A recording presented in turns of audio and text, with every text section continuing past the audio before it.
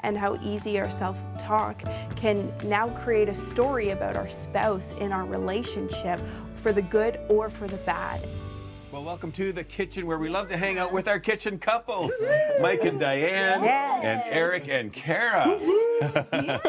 So Judah Smith has so much wisdom, and he's not an old guy, but boy, he's got the wisdom of the ages. And this particular topic was actually a big one for me.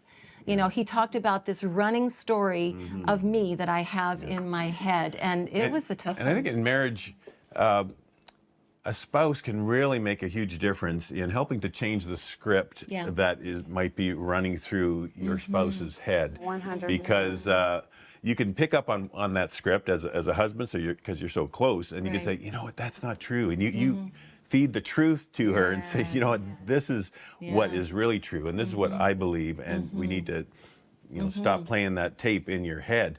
But that's not that easy, is it? No, it's not. It isn't. I love what you said, how a spouse can make that difference for you. Because when they say an endless stream of unspoken words running through my head, that is me.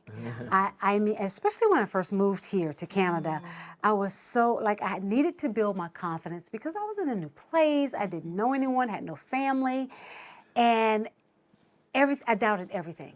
Oh no, I'm not good enough for this. Oh no, I can't go sing here. Oh no, I can't do this. I can't do that. It was just all these words constantly telling me things that I'm not good enough. I can't do this. I'm not able to do this. And it was my husband that kept saying, why can't you? Yes, you can. Why can't you make music? Why can't you go and do this? Why can't you speak at this? And I was like, oh, they don't want to hear from me. I have nothing to say. And he was like, babe, your story is amazing. Your voice is great. He had to keep telling me this because I didn't believe it. And then finally, the light bulb went off and I was like, you know what? Why can't I do that? What do other people have that I don't have?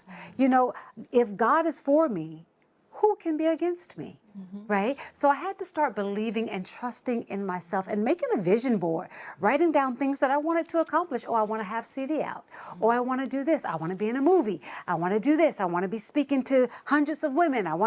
And all these things have come to be by God's grace and by me trusting and believing in the ability and the talent that He has given me.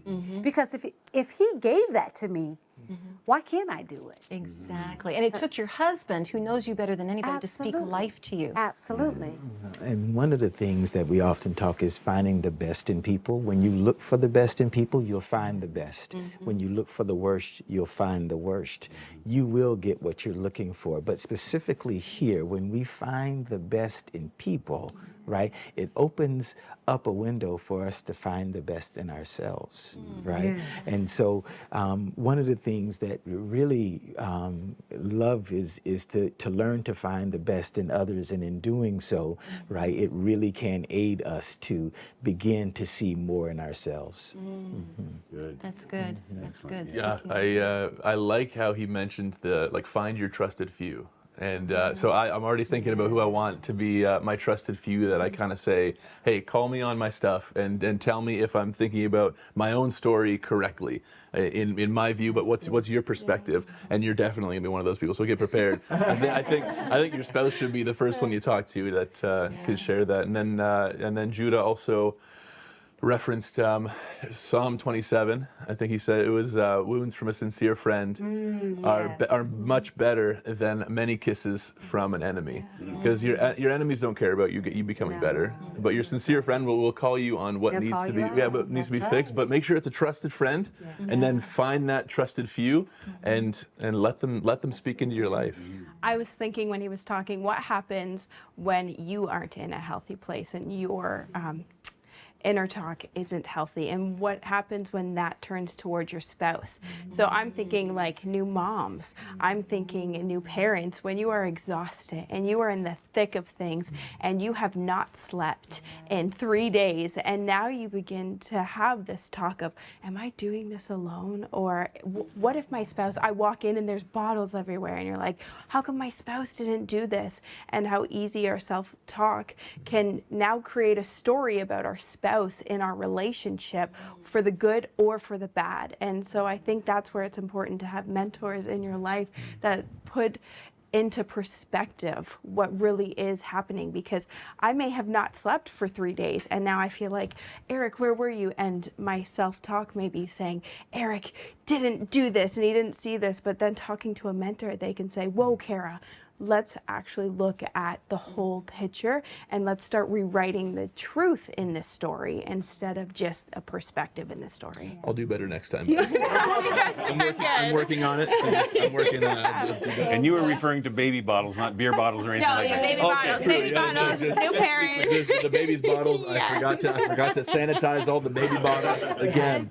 And but you're talking about more recent self-talk, but sometimes some of us deal with self-talk from our childhood. Yeah. Like from when we were much younger, and the most influential. But that's still, tape is still playing. going. Yeah. Because the most influential people in our lives were saying things to us that stuck with us. That's right. And that tape recorder just has not stopped. That's the case with me. When we first started talking about doing this show, it was really hard. Like I actually started to cry. I said to Ron, I said, oh, wow, this one he's talking right to me. Because when I was a little girl, my dad was in the U.S. Army and he saw battle. He saw lots of things. He was in Vietnam. He was in the Korean War. He dealt with a lot. And unfortunately, he brought a lot of that anger home with him. And as a child, I was the easiest target. And so, as a little girl, you're just chatter, talking away. And many times he would just stop me and say, oh, Ann, shut up. Just shut up. Just shut up. Like, I don't know what was going on. He just needed quiet at the moment. But as a little girl, I internalized that as, oh, I don't have anything important to say. Anytime I open my mouth, it's not a good thing. I better not say anything, or if I do say something, oh boy, it probably wasn't that great. And it got to the point where when we were first married, we would leave a party or a gathering or something, and I would say to Ron every single time, I'd say to him, okay, honey, did I say something stupid tonight? What did I say that I shouldn't have said that was stupid? Like, just tell me right now. I said, you didn't say anything stupid. But that tape recorder was still running in my mind. Oh, Ann, just shut up. There's nothing there that you... I had to try to counter that with the truth that's saying, hun, you are amazing. Your speech, you heal people with your talk. She has such wisdom when she talks, especially to other girls, about things they're going through, other women, and the wisdom and the help that she gives, and now it's blossomed into all kinds of things with sharing at women's conferences and all kinds of speaking and to marriages. But I had to let her know that, you know what, you have lots to say, and don't believe that lie anymore. And so turning off that tape recorder was key, like you said, Diane, in discovering all that God had for me moving down the road, because when you're in the middle of something stressful, that tape recorder is going. But sometimes you just take that tape recorder with you for years and years, and it can stop you from moving forward into what God has. So we need to be careful about that self-talk. Yes, and your spouse. If your spouse has a negative self-talk, speak into his or her life and say, no, stop it. Press stop on that tape recorder button and say, no, we're not going to do this anymore. And flip it into positive self-talk, because read the Bible and see what God thinks of you. And so, great talk, everyone. Thanks, you guys. This was good stuff. Stay with us, more to come. Hey friends, we really hope you're enjoying the marriage conversations here on our A Better Us YouTube channel. We have hundreds of more helpful marriage videos designed to give you hope and tools to make your marriage even better. Right. And you can see just a few options we think you might like here and here.